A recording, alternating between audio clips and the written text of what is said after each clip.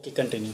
सो अगर हम बात यहाँ पर करें कि विंडोज़ कमांड प्रॉम्प्ट के अलावा भी उसके साथ आइडियली अवेलेबल होता है, ठीक है। और अगर बात करें सिंपल मैक ओएस या लाइनक्स पर, तो ये यहाँ पर टर्मिनल कहलाता है हमेशा, ठीक है। अब एग्जीक्यूटिंग पाइथन कोड यानी if you are seeing the prompt and you are off the running the next step to execute statement that display hello world. तो सिंपली क्या होता है कि हमें जब भी हम कभी अपना प्रॉम्प्ट ओपन करेंगे, अब वो चाहे कमांड प्रॉम्प्ट में हो या आइडियली पर हो, ये दोनों पे भी वैसे ही काम करता। तो आपको ये तीनों इस तरह के ग्रेटर दैन के सिंबल्स लगे होंगे।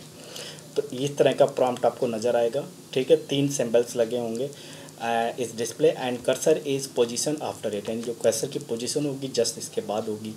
टाइप द कमांड, मैंने कमांड का टाइप की प्रिंट हेलो वर्ल्ड। तो एग्जैक्टली सो इन द, जैसे ही आप क्या करेंगे, पर्टिकुलर की को इंटर करेंगे, ठीक है। जैसे क्या मतलब जैसे ही इंटर की को प्रेस करेंगे, वैसे ही जो आपने प्रिंट में हेलो वर्ल्ड दिया हुआ है वो आके आउटपुट में आपको दिख जाएगा।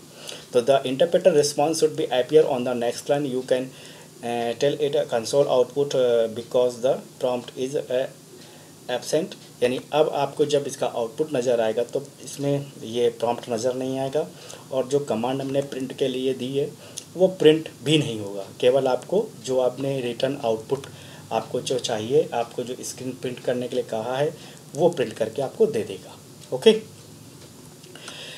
अगर बताती है कि हम किसी भी इंटरप्रेटर को बंद कैसे कर सकते हैं, तो एक सिंपल है कि आप उस कमांड प्रॉम्प्ट में जाकर, ठीक है, एग्जिट को प्रेस कर दें, ठीक है। या सिंपल बात होती है कि कंट्रोल जेड प्रेस करें, ठीक।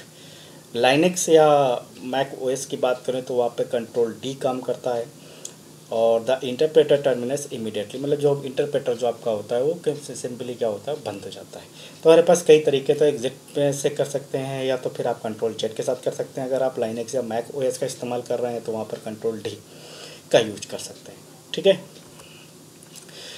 तो अगर हम थोड़ी सी बात करें यहाँ पे, जैसे हमने पहले भी बात की थी कि जावा और पाइथन में डिफरेंस है कुछ, चूँकि जावा में मेन होता है और पाइथन में ऐसा कुछ भी नहीं होता, मेन मेथड वगैरह कुछ होता नहीं। आप डायरेक्टली क्या कहते हैं, पाइथन जो भी आपकी कमांड होती है वो आप कम इंटरप्रेटर पर लिखते हैं और वो इंटरप्रेटर पर वो चीज़ वो शो कर देता है, ठीक।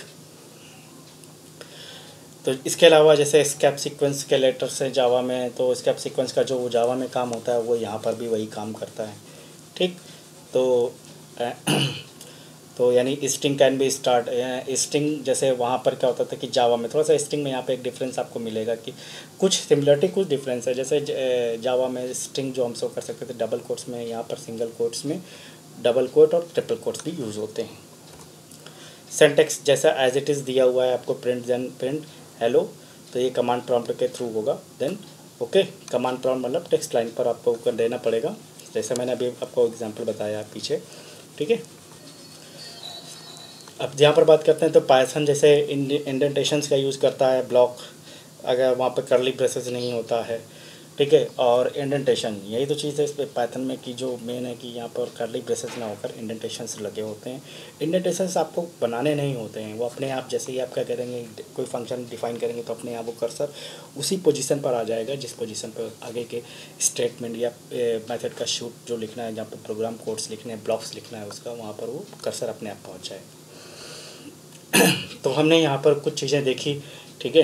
तो आई होप कि ये चीज़ आपको समझ में आ गई होगी। आप 1 से 2 बार, क्योंकि ये स्टार्टिंग है, बहुत से लोगों को क्या है कि ये स्टार्टिंग आती होगी, तो एक सिंपल एक रिवीजन की ज़रूरत है, बिकॉज ऑफ कि कॉम्पिटिटिव एग्जामिनेशन में इन्हीं छोटी छोटी चीज़ों से हमेशा पूछा जाता है आपसे। सो आई होप कि आपको मेरी जो ये लेक्चर है बहुत अच्छे से समझ में आ गया होगा। देन तो हम नेक्स्ट चैप्टर में टाइप कन्वर्जन्स को पढ़ेंगे, जो सबसे इम्पॉर्टेंट है। कॉम्पिटिटिव एग्जाम्स में मान लीजिए कि 4 से 6 नंबर का ऑलरेडी आता है, मैं कॉम्पिटिटिव की बात कर रहा हूँ, जस्ट AKTU वगैरह ये सब एग्ज़ाम तो सिंपली आता ही है, लेकिन क्या है कि जो कॉम्पिटिटिव एग्ज़ाम होता है वो मेन, तो वहाँ पर चूँकि हमें जॉब के लिए बीट करना होता है, तो वहाँ पर ये इम्पोर्टेंट ज़्यादा है, ठीक है। तो नेक्स्ट चैप्टर में हम टाइप कन्वर्जन पढ़ेंगे। Okay, thank you very much.